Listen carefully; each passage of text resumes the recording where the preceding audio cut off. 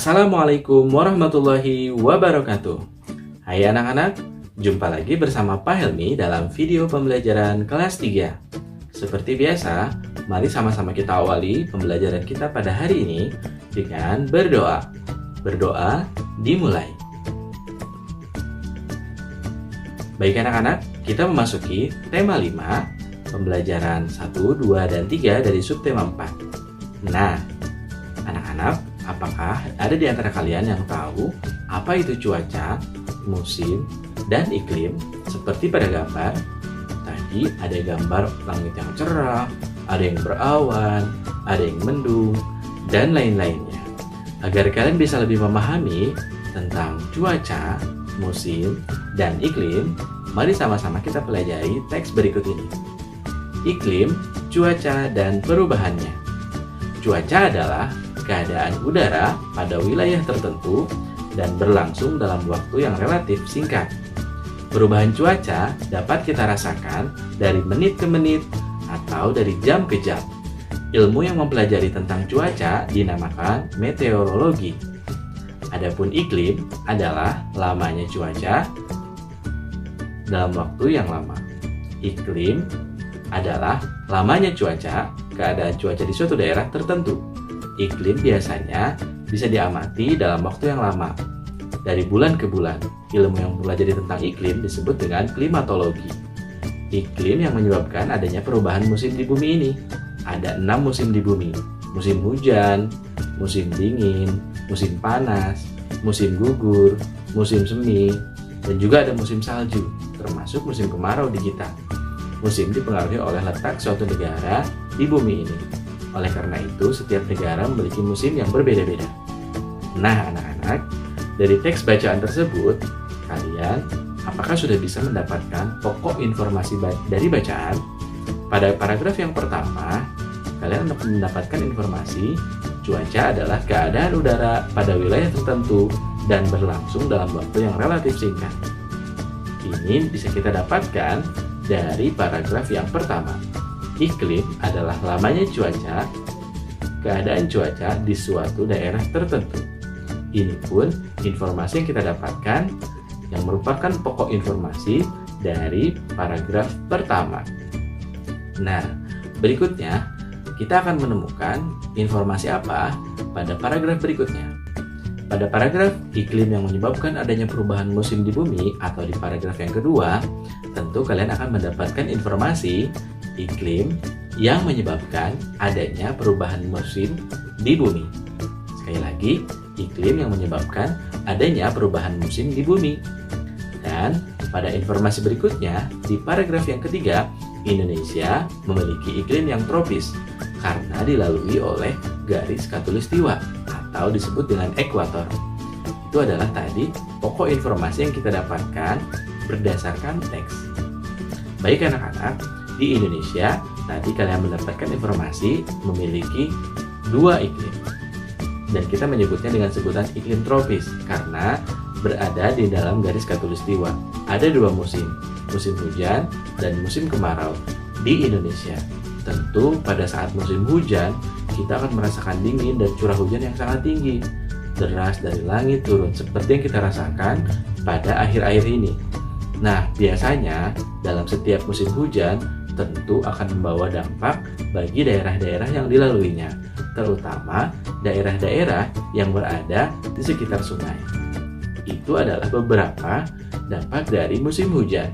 Di antaranya adalah air yang meluap kemudian menjadi banjir. Nah, anak-anak, perbedaan cuaca dan iklim. Kalian harus bisa membedakannya ya.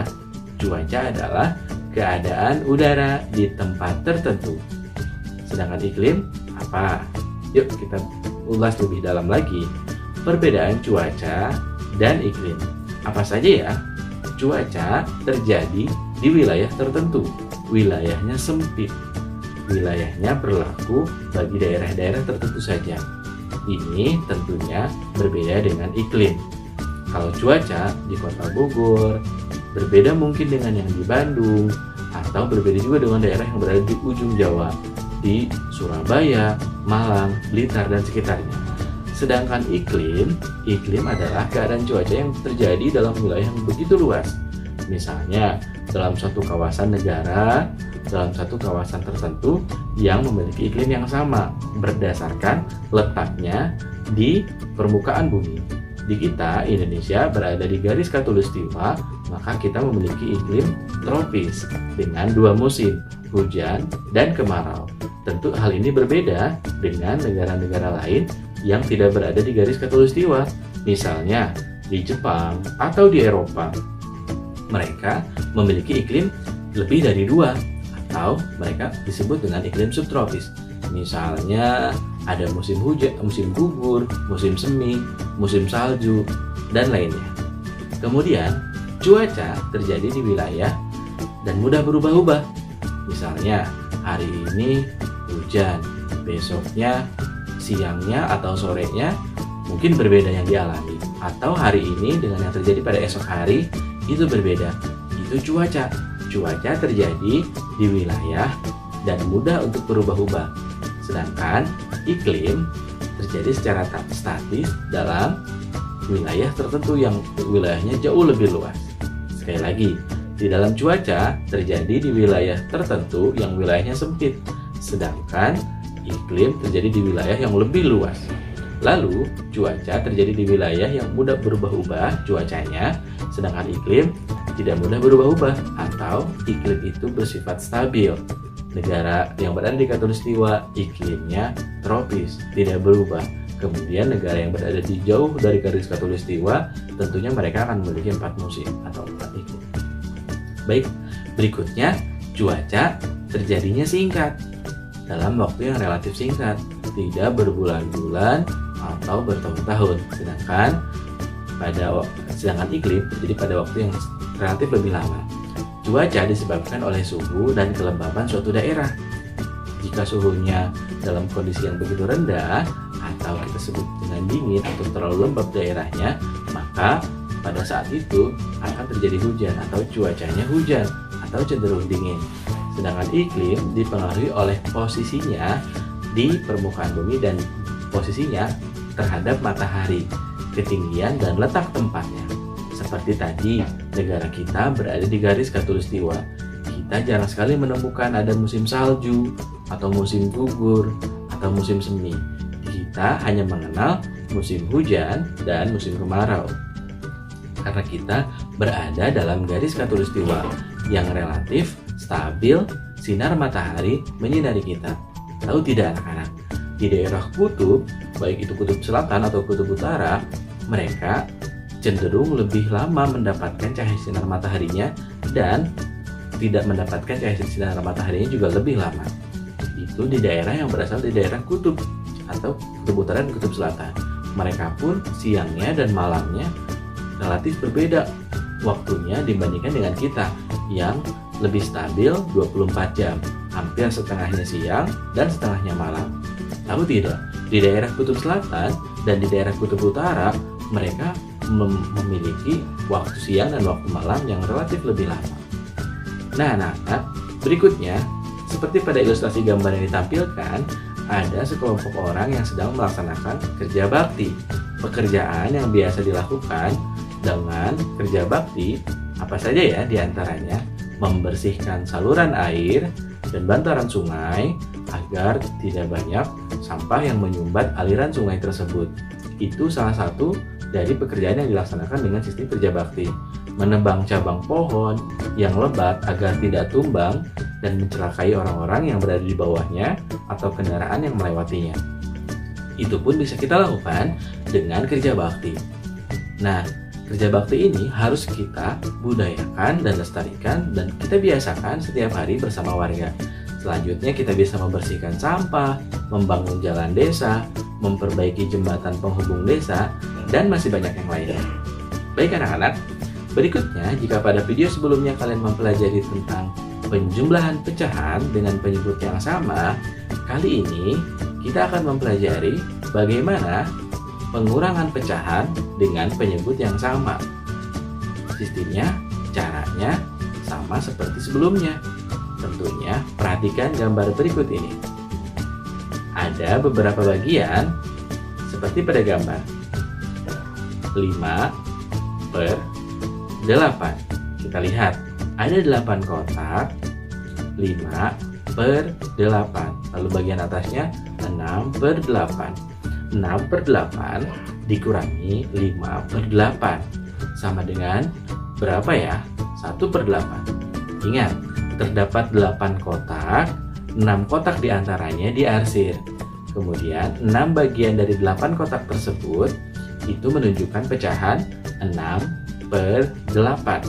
Sekali lagi, ada 8 kotak, 6 kotak yang diarsir berwarna lebih berbeda, tidak warna putih, itu menunjukkan 6 per 8.